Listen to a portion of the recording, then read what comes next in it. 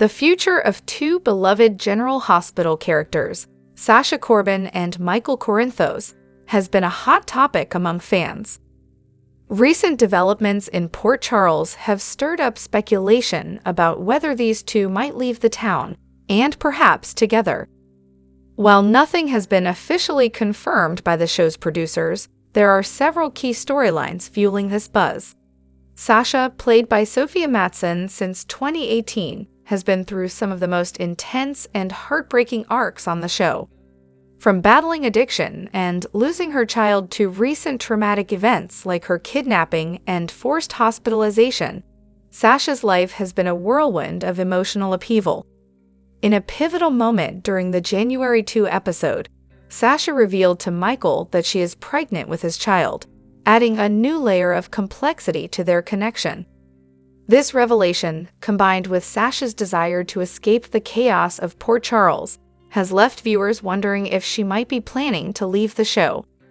Michael Corinthos, portrayed by Chad Duell, has also been navigating a complicated storyline. Despite being married to Willow Tate, his relationship has faced numerous challenges, particularly Willow's health struggles and the secrets he has kept from her.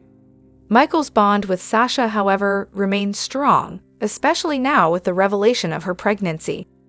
Sasha's confession about wanting to leave Port Charles to start fresh has raised questions about whether Michael might decide to join her. After all, his life in Port Charles has been anything but peaceful, with family drama and mob-related conflicts constantly surrounding him. Fans are divided on what this could mean for the future of these characters. On one hand, Sasha's departure might serve as a way to close her tumultuous chapter and give her character the fresh start she so desperately needs. On the other hand, Michael leaving Port Charles, especially considering his deep roots in the Corinthos family and his role in ongoing storylines, would be a significant shift for the show. Some viewers believe the writers may be setting up an emotional farewell for Sasha and Michael, allowing them to leave together and start a new life as a family away from the chaos.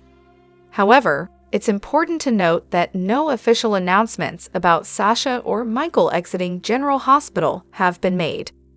Both characters are still central to the ongoing plots in Port Charles, and their intertwined fates will likely continue to play out on-screen in the coming weeks.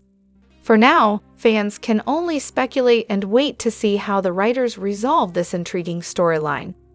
The idea of Sasha and Michael leaving together has sparked a wave of discussions online, with viewers debating whether this could bring closure to their respective arcs or create new opportunities for their characters outside Port Charles. Whether they stay or go, it's clear that their journey will leave a lasting impact on the show and its dedicated audience. Hello everyone, welcome back to my channel, Messy Syrup. It's me, Abby, here. I hope everyone is having a wonderful day. Keep watching. So let's dive into today's video. Curtis had some great lines this week, including telling Drew that the word family means nothing coming out of his mouth, and he might not have set fire to Michael, but he did his marriage. The scenes of Drew and Willow having sex, with Wiley in the next room, intermixed with Michael engulfed in flames, was disgusting. However, it feels that was the point. We needed to feel repulsed so that there was no room for sympathy left for these two, as if many viewers had sympathy for them beforehand. As preachy as I find Joss and Carly, I love them giving Drew and Willow hell. Joss calling Willow a serial cheating wife was spot on, though really, no one in this situation has any right to be casting stones. They are all hypocrites. I loved that Michael and Joss both pointed out that Willow jumps from one savior to the next. I guess that's what happens when you grow up in a cult. You always are looking for a hero. As much as I don't like the new Drew, Carly was a little over the top, saying everything he has done was to play the part of the hero martyr, and that he didn't care about anyone but himself. I disagree with that, at least with the old Drew. He helped Carly because he loved her and helped Willow because she was family. However, as Curtis pointed out to Nina, this new Drew is a changed man. so Carly's words do apply to his actions moving forward. Drew blaming Carly for Michael's burns was a low blow, but at the same time, he wasn't wrong. Carly and Sonny both know that Sonny's life has put their family in danger more than once. Related to that, earlier in the week, Jason mentioned to Sonny that he can't let this happen to Danny, and they needed to figure out that exit strategy Sonny mentioned. It really feels like the show may be putting the mob behind them, at least for a little while. Sonny needs to think about Donna and Avery's futures too. The custody battle to come. As awful as what Willow and Drew did was, Carly having Diane take custody of the children from her is just as bad. Can I just say I loved Jason saying, more than once to Carly, that this was Michael and Willow's problem to deal with. Not that she listened. Sonny knew Michael's true intentions when he filed for sole custody. It was to force Willow into shared custody, so hopefully Sonny speaks up. Who am I kidding? Carly will convince him not to, and that taking the kids is for the best. Willow using Michael's medical proxy to fight back was a nice confrontation with which to end the week, and I bet Carly never expected that from Willow. I want to see Willow waking up to how Carly and her family operate. There is a set of rules for everyone else that doesn't apply to them. Also, Willow has let them control her life and actions for way too long. Now would be an excellent time for Nell's ghost to haunt Willow and push her into not playing nice anymore. Sasha and Michael agreed to keep the truth about their child a secret, but his burns could change everything. She may still choose not to reveal the truth, as Sasha wants to shield her child from both of Michael's crazy families, but it would also throw a kink into the custody battle as Michael also cheated. It's going to get messy. Jen Sidwell moves in. I did not have Jen Sidwell buying Spoon Island and Windermere on my list of what to expect, or even want, for 2025. And Lucy throwing herself at him was pathetic and nauseating.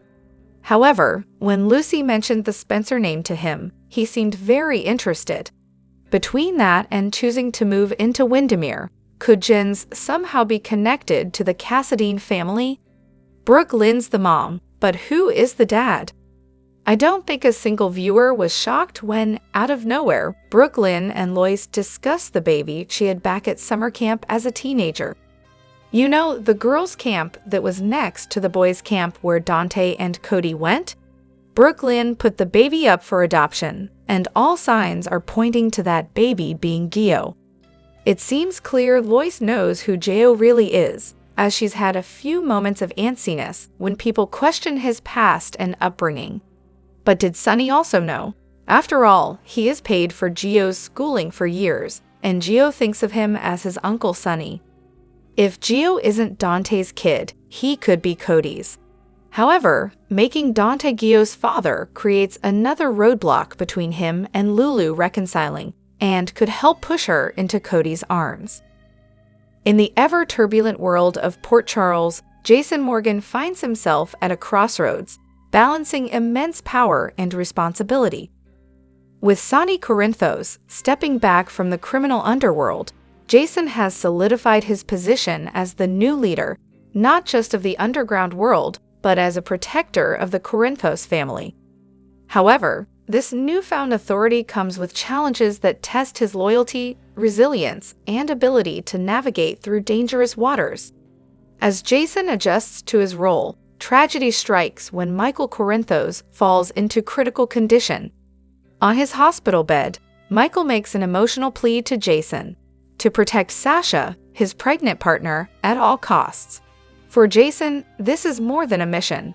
It is a profound responsibility to preserve Michael's legacy. Sasha becomes the focal point of both Jason's protective instincts and the ambitions of the Corinthos family's enemies.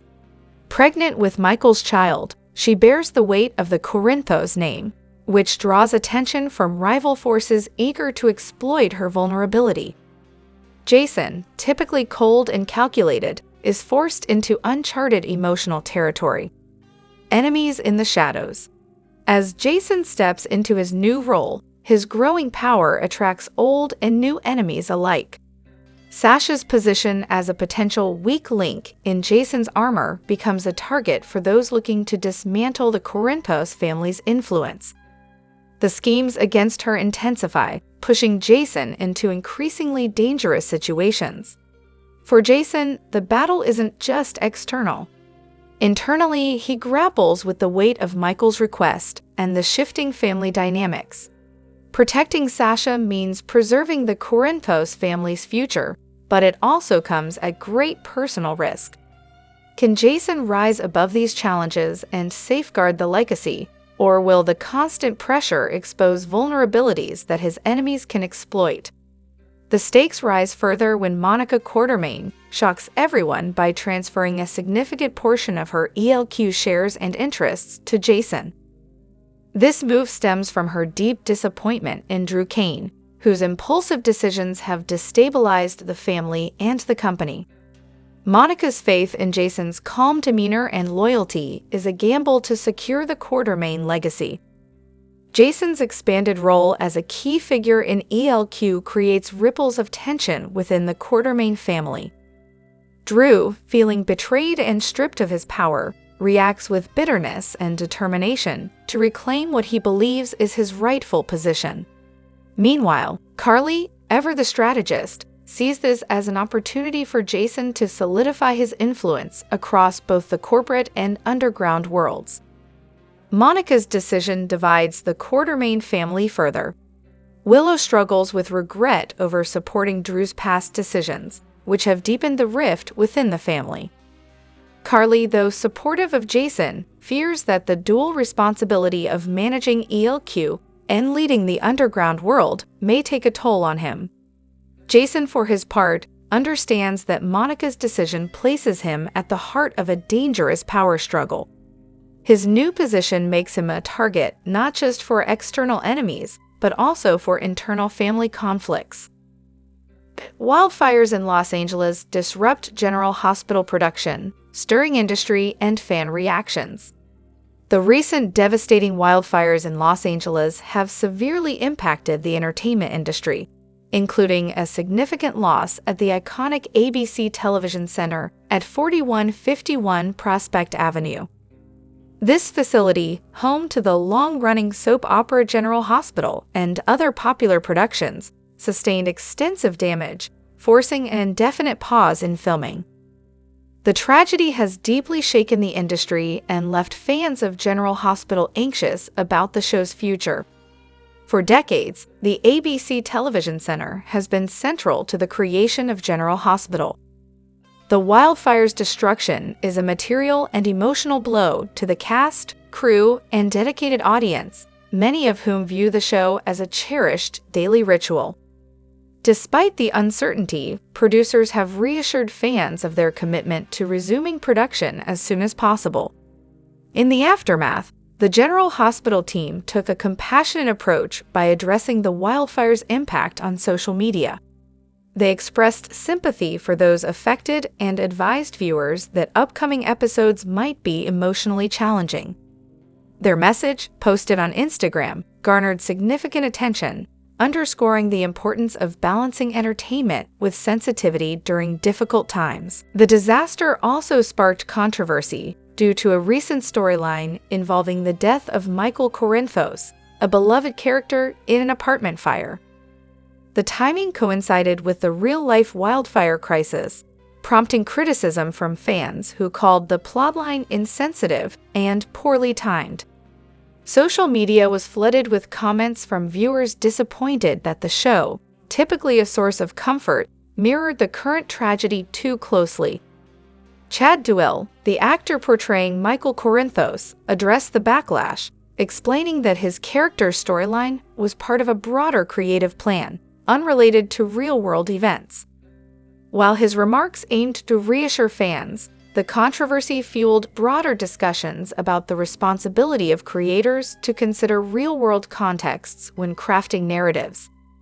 Meanwhile, as wildfires continue to ravage the area, families have lost homes and possessions, and firefighters and relief workers remain on the front lines. General Hospital fans worldwide have shared messages of solidarity and encouragement, reflecting the unifying power of art and entertainment during crisis.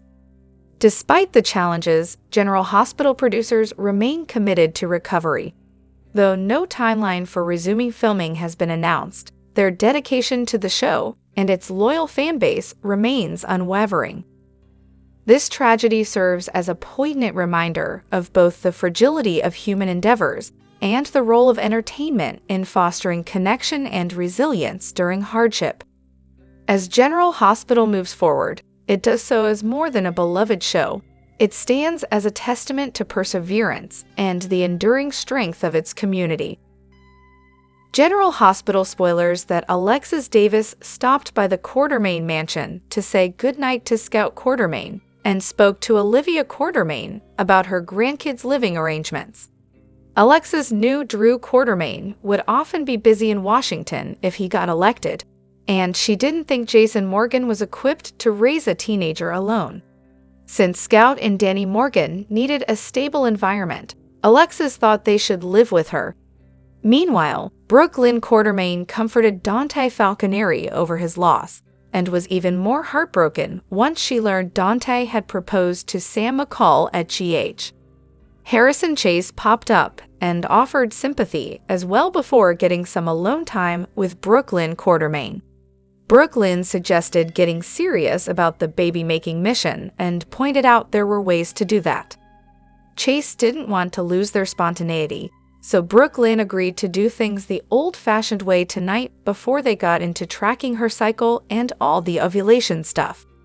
Later, Alexis met with Dante and gave him Sam's ring since she wasn't sure if he wanted to keep it or let her wear it for the funeral.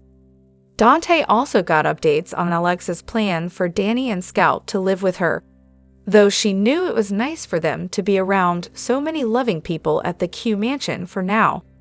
At the Quartermaine stables, Cody Bell gave Tracy Quartermaine the news that Sasha Gilmore Corbin was his first cousin, which led to an explanation about Holly Sutton and her Robert Scorpio revelation. Tracy couldn't hold back a laugh, but she thought Cody dodged a bullet now that he was no longer a couple with Sasha.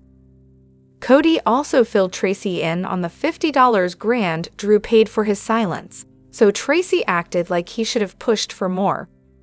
After Tracy suggested almost all the Quartermaine men were cheaters, she hinted about Drew's takedown and got Cody on board. Meanwhile, Holly remained in a panic over Sasha's kidnapping and worried she should have gone to deliver the diamonds to Jen Sidwell herself. Robert insisted it would have been a trap, so he pushed Holly to let Jason and Jack Brennan handle this. At the warehouse, Sidwell wasn't happy about Jason showing up in Holly's place, but Jason pointed out that he had the diamonds Sidwell wanted. Jason offered one up as proof, but he wanted to see Sasha before he handed over the rest. After Sidwell showed Jason a camera feed of Sasha locked in an office, he set a bomb timer for 5 minutes and gave Jason the room number. Jason quickly surrendered the diamond bag and bolted to find Sasha before it was too late. Once Jason found Sasha and broke down the door, they escaped with mere seconds to spare. Sidwell also got away in the chaos since there was no sign of his body anywhere. As for Brennan, he was blown back by the blast, but he survived without any major injuries. In Anna's office, Rick Lansing wanted to know where the incriminating photos in Ava Jerome's case came from and acted like they were too convenient. Anna eventually acknowledged that Sonny Corinthos' photographer was behind the pics. Rick complained about Jason delivering them and thought Anna was willing to bend rules for criminals she was too close to. After the explosion, Anna went down to what was left of the warehouse and gave Dex Heller instructions as they investigated. It seemed like Anna quickly figured out this was all connected to the Sidwell situation. Brennan, Sasha, and Jason all made it back to Brennan's office, where Sasha thanked Jason for saving her. Holly and Robert also popped up, so there was talk about Holly giving up the diamonds for Sasha's rescue.